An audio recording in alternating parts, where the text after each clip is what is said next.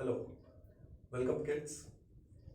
This episode will be only directed towards the MCQs of the chapter 1 science.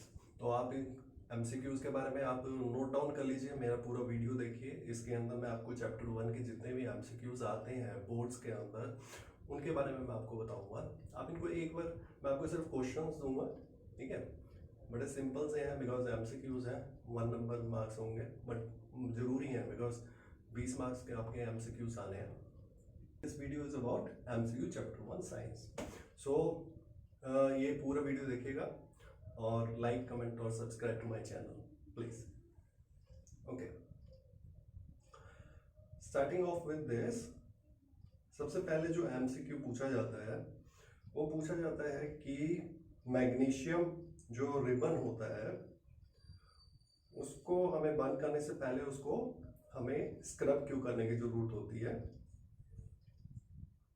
Remember, मैं आपको इसके answers नहीं दूंगा, आंसर्स आपने खुद ही देने हैं। ये हमारा MCQs का क्वेश्चन है। MCQ 2, what are the different changes that takes place to indicate a chemical reaction? तो वहां पे हमारे 5 थे जो मैंने पहले वीडियो नंबर 1 में किए थे। फिर उसके बाद हमारा जो केमिकल रिएक्शंस हैं, केमिकल रिएक्शन में हमें ये बताना है कि जो हमारे जो रिएक्टेंट साइड है वो कहाँ पे लिखे जाते हैं, left hand side. Product side कहाँ लिखे जाते हैं, on the right hand side. और इन जो हमारा एरो दिया जाता है which indicates the progress of the chemical reaction from the reactant to the product side. तो इनके बारे में कुछ भी क्वेश्चन आ सकता है। अच्छा, यहाँ पर अगर हीट रिलीज हो रही है तो वहां पर अगर हीट रिलीज हो रही है तो हम प्रोडक्ट साइड में ट्राइंगल का साइन बनाते हैं। ट्राइंगल डिनोट्स की हीट। अगर वो एंडोथर्मिक रिएक्शन है तो वहां पर जो हमारा एरो होता है, एरो के ऊपर हम हीट का निशान देते हैं। अगर हमारा गैसियस स्टेट है तो हम जो भी हमारा प्रोडक्ट साइड है या रिएक्टेंट साइड है उसके आगे हम G लिखते हैं। अगर हमारा एक्वा सोल्यूशन है तो उसके आगे हम एक्वस लिखते हैं। जो क्विक लाइम है वो हमें उसका फॉर्मूला पता होना चाहिए। फिर उसके बाद स्लेक लाइम का फॉर्मूला हमें पता होना चाहिए।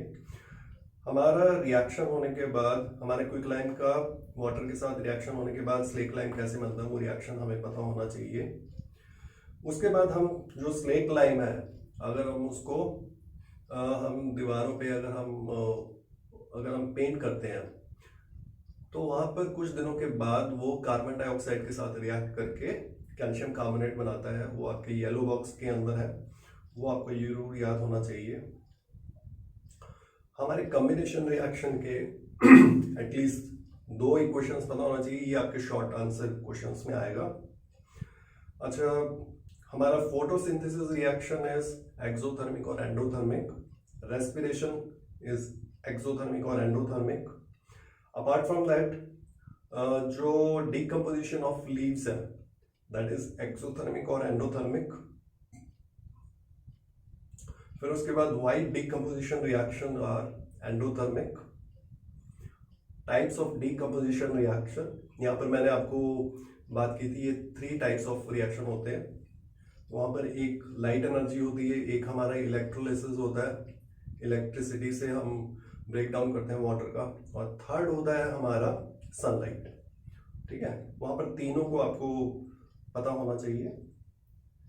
फिर what are silver halides, mark कर लीजिए सिल्वर हैलाइड्स।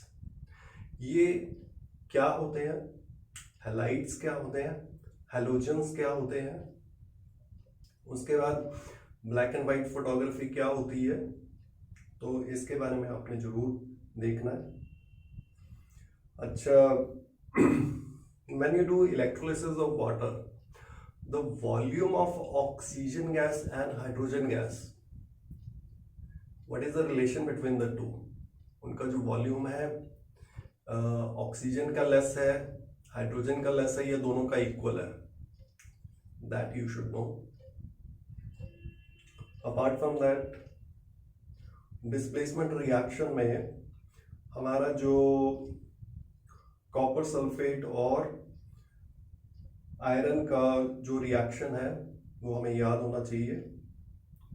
कॉपर कहाँ पर डिपॉजिट होता है ये हमें पता होना चाहिए। डबल डिस्प्लेसमेंट रिएक्शन का एक रिएक्शन हमें जरूर याद करना है जो बुक के अंदर दे रखा है, दैट इज फाइन। अच्छा, फिर उसके बाद ऑक्सीडेशन रिएक्शन, यहाँ पर मैं आपको सजेस्ट करूंगा, वहां पर एक रिडॉक्स रिएक्शन दे रखा है आपके बुक के अंदर, आप उसी को याद कर लीजिए। ऑक्सीडेशन रिएक्शन आया तो भी आप उसका एग्जाम्पल दे सकते हैं, रिडक्शन रिएक्शन आया तो भी आप उसका एग्जाम्पल दे सकते हैं, रिडॉक्स रिएक्शन आया तो भी आप उसको यूज कर सकते हैं। So it is a win win type. अच्छा, अपार्ट फ्रॉम दैट कोरोजन, तो हमारा जो कोरोजन है वहां पर हमारे क्या हमारे प्रिवेंटिव मेजर्स हैं to prevent corrosion? Rancidity, how can you reduce rancidity? What are the preventive measures to reduce rancidity? So these are the few MCQs, छोटे छोटे क्वेश्चंस हैं जो भी मैंने बोला, आप इसको दोबारा देख सकते हैं, धीरे धीरे करके उसको लिख सकते हैं और उनके आंसर्स आप फाइंड कर लीजिए। तो अगर आपने इनके ऊपर कर लिया, आपका MCQs आपका पार्ट जो है वो आपका कवर हो जाएगा। Thank you.